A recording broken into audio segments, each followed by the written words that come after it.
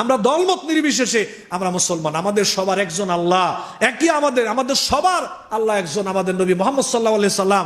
আমাদের সবার জন্য এই কোরআন হাদিস দিয়ে আমাদের দেশটা চলুক। কারো কোনো আপত্তি আছে? আমরা চাই যারাই রাষ্ট্র চালাইবে, মুসলমান যদি থাকে, ওরা যেন কোরআন হাদিস দিয়া, কোরআন সুন্নাহ দিয়া আমাদের রাষ্ট্রটাকে চালায়। নির্দিষ্ট কোনো রাজনৈতিক দলের দিকে আমাদেরকে ডাকতেছে না ভাই, ওয়াল্লাহি আমি আপনাকে কোনো রাজনৈতিক দলের দিকে ডাকতেছি না। আপনি আওয়ামী লীগ করতে পারেন, আমার কোনো অসুবিধা নাই ভাই। আপনি বিএনপি করতে পারেন, আমার কোনো অসুবিধা নাই। আপনি জাতীয় পার্টি করতে পারেন, আমার কোনো অসুবিধা নাই।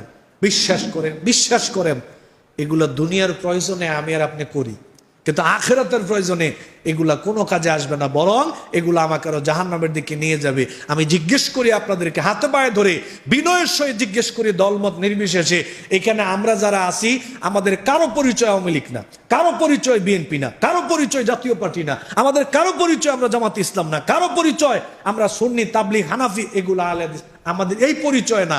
আমি একটা পরিচয় জিজ্ঞেস করতে চাই, আমরা এখানে যারা বসে আছি আমরা সবাই মুসলমান। এই কথায় কি রাজি আছেন আপনারা? আমরা সবাই কি ভাই?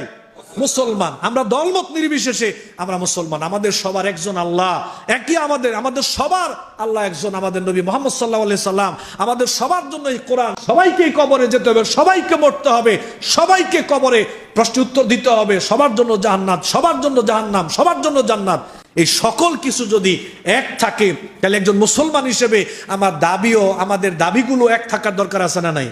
তাহলে আমরা মুসলমান হিসেবে একটা প্রশ্ন আপনাদেরকে করতে যাই, আমাদের দেশটা কোরআন সুন্নাহ দিয়ে চলুক, এই ব্যাপারে আমাদের আপত্তি আছে? আমরা কি একমত না ভাই? কোরআন হাদিস দিয়ে আমাদের দেশটা চলুক, কারো কোনো আপত্তি আছে? হাত উঠান তো দেখি, আপত্তি আছে কিনা দেখি, হাত উঠান একটু, আল্লাহ দেখুক না, হাত উঠান, আল্লাহ দেখুক। আলহামদুলিল্লাহ, হাত নামান। আমরা চাই দলমত নির্বিশেষে কে ক্ষমতায় যাবে, কে ক্ষমতায় থাকবে, এটা আমাদের মুখ্য বিষয় নয়। আমরা চাই যারাই রাষ্ট্র চালাইবে, মুসলমান যদি থাকে, ওরা যেন কোরআন হাদিস দিয়া, কোরআন সুন্নাহ দিয়া আমাদের রাষ্ট্রটাকে চালায়। এতে করে আমরা সবাই শান্তিতে থাকবো, সবাই ভালো থাকবো। চাঁদাবাজি হবে না, দুর্নীতি হবে না, সন্ত্রাসী হবে না, নেশা থাকবে না, জানা ব্যভিচার থাকবে না, চুরি থাকবে না, ডাকাতি থাকবে না, জুলুম থাকবে না, সুদ থাকবে না, ঘুষ থাকবে না। নারীরা রাত 12টার পরে একা আপনার চলাফেরা করতে পারবে, বাড়ি থেকে কোনো প্রয়োজনে কোথাও যেতে পারবে, সবাই নিরাপদ থাকবে।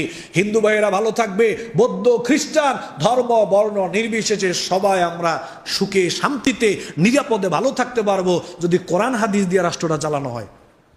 তার মানে আমি আপনার এটা বুঝাইতেছি না যে এই বুঝি হুজুর নির্দিষ্ট কোনো রাজনৈতিক দলের দিকে আমাদেরকে ডাকতেছে না ভাই, ওয়াল্লাহি আমি আপনাকে কোনো রাজনৈতিক দলের দিকে ডাকতেছি না। শুধু এইটা বোঝাতে চাচ্ছি, একজন মুসলমান হিসেবে আমাদের দাবিটা কি হওয়া উচিত এবং ওই দাবির পিছনে কাজ করা উচিত। আমি শুধু এইটা বোঝাতে চাচ্ছি।